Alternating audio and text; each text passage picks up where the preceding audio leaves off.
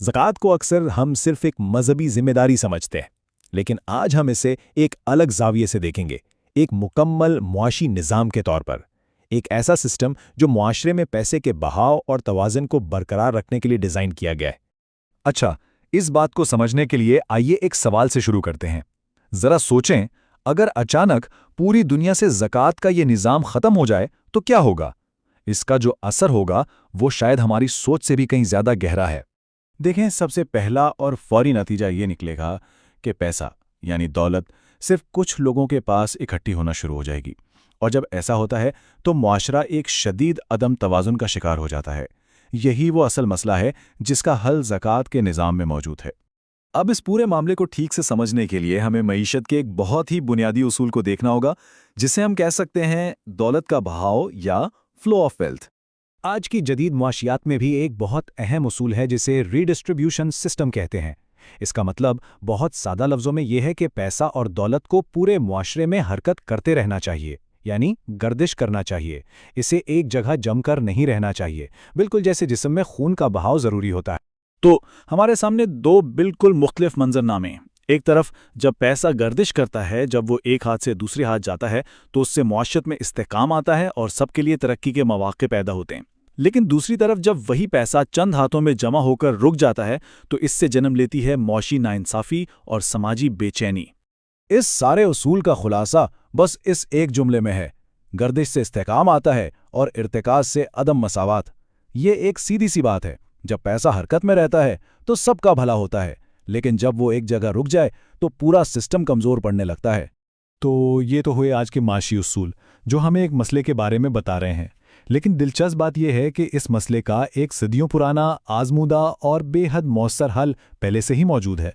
इस्लाम ने आज से 1400 साल पहले ही इस मसले को न सिर्फ पहचाना, बल्कि इसका एक मुकम्मल और काबिल अमल हल भी पेश कर दिया। ये खुद इस बात का सबूत है कि कुछ उसूल और हल वक्त के साथ पुराने नहीं होते। और वो हल है ज़कात का निज़ाम। ये निज़ाम बुनियादी तौर पर दौलत को तिजोरियों में या बैंक अकाउंट्स में बेकार पड़े रहने से रोकता है। ये पैसे को मजबूर करता है कि वो वापस मईशत का हिस्सा बने, गर्दिश करे। ये एक तरह का माशी इंजन है जो पैसे को मुसलसल हरकत में रखता है। चलें अब ज़रा देखते हैं कि ये सिस्टम, ये निज़ाम आखिर काम कैसे करता है। इसकी सबसे बड़ी खूबसूरती इसकी सादगी में है। इसे एक छोटी सी मिसाल से समझते हैं। फ़र्ज़ करें किसी के पास 5 लाख रुपए की नकद रकम है। अब वो इस रकम को किसी कारोबार में नहीं लगाता, बल्कि इसे अपनी तिजोरी में बंद करके रख देता है। इस्लामी कानून कहता है कि इस रकम पर हर साल 2.5% ज़कात देना लाजमी है।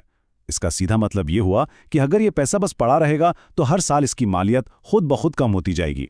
अब ऐसे में एक समझदार इंसान क्या करेगा? जाहिर है वो सोचेगा कि इस नुकसान से बचने का बेहतरीन तरीका यह है कि इस पैसे को कहीं इन्वेस्ट किया जाए, किसी कारोबार में लगाया जाए, ताकि दौलत कम होने के बजाय उसमें इजाफा हो। और ये जो 2.5% की शरह है ना, यही इस पूरे निज़ाम की असल चाबी है। ये कोई बहुत बड़ी रकम नहीं है कि किसी पर बोझ बन जाए, लेकिन ये इतनी ज़रूर है कि पैसे को तिजोरी में बेकार बंद रखना एक घाटे का सौदा बन जाए।